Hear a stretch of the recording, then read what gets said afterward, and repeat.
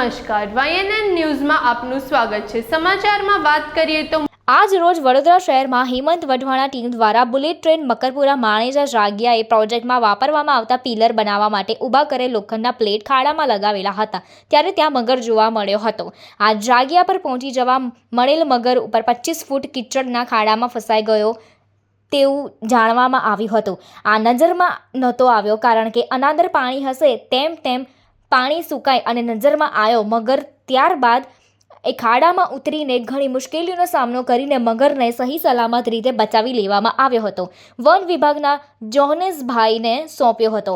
આ બચાવ કામગીરીમાં ભાવેશ બારિયા, એન સંદીપ ગુપ્તા અને સચિન દેસાઈ પણ ખૂબ મદદ કરીને મગરને બચાવી લેવામાં આવ્યો છે। આ કામગીરીમાં અંદાજે 3 કલાક સમય લાગ્યો હતો। ત્યારબાદ ક્રેન દ્વારા એને બહાર કાઢી લેવામાં આવ્યો હતો, કેમ કે કીચડ વધુ હોવાથી ક્રેનનો પણ મદદ લેવામાં આવી હતી। નમસ્કાર વડોદરા, મારું નામ હેમંત કુમાર રાકેશભાઈ વઢવાણા છે અને આજ રોજ અમારે બપોરના સમયે ભાવેશભાઈ બારિયા દ્વારા અમને જાણ કરવામાં આવી હતી કે એક મગર છે ખાડાની અંદર ફસાઈ ગયો છે। ઘણા દિવસથી મગર હશે પણ કોઈના નજરમાં ના આવ્યો, જેથી કરીને આજે જ્યારે બી પાણી જગ્યાનું ખાલી કર્યું તે જગ્યા પર કીચડની અંદર મગર હતો। હવે અરાઉન્ડ 30 થી 35 ફૂટ ઊંડા ખાડાની અંદર 25 ફૂટ તો જેમ કે જોયું ને કે મડ આપણે જે કીચડ કહીએ ને એ જ હતું। હવે જ્યારે વરસાદના સમયે જ્યારે લાસ્ટ યર કાં તો પછી ગમે તે સમયે એ મગર ટ્રાવેલ કરતો હશે ને એ જગ્યા પર પાણી હશે એટલે એ અંદર બેસી ગયો હશે કે તે અંદર જતો રહ્યો હશે। હવે જ્યારે પાણી ખાલી કરવામાં આવ્યું ત્યારે એ મગર બહાર નીકળી શક્યો ન હતો।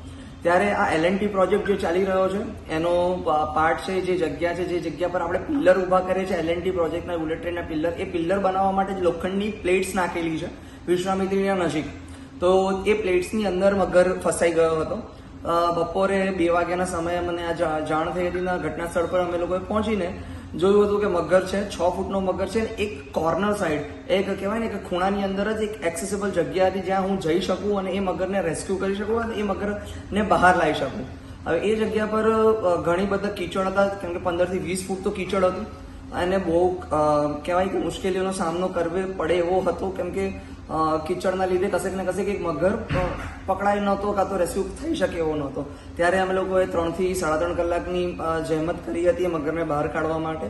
સહી સલામત રીતે અમે મગરને ક્રેન દ્વારા બહાર કાઢી લેવામાં આવ્યો હતો, કારણ કે એ જગ્યા પરથી બહાર નીકળવું, જે જગ્યા પર મગર હતો, જે જગ્યા પર ખાલી જગ્યા હતી, એ જગ્યા પરથી બહાર નીકળવું બહુ જ મુશ્કેલ હતું મેન્યુઅલી। તો અમે લોકોએ ક્રેનની મદદ લીધી હતી અને ક્રેનની મદદથી અમે લોકોએ મગરને બહાર લિફ્ટ કરી અને ઉપર મૂક્યો હતો અને સહી સલામત રીતે આ ઓપરેશનની અંદર સંદીપ ગુપ્તા, ભાવેશ બારિયા અને હું હેમંત વઢવાણા, સચિન દેસાઈ અને ફોરેસ્ટ ડિપાર્ટમેન્ટના જિગ્નેશભાઈ પરમાર દ્વારા પણ સહયોગ રહ્યો હતો અને અમારા ટીમ દ્વારા આ મગરનું રેસ્ક્યુ કરીને ફોરેસ્ટ ડિપાર્ટમેન્ટને સુપ્રત કર્યો છે। Subscribe now and press the bell icon. Never miss an update.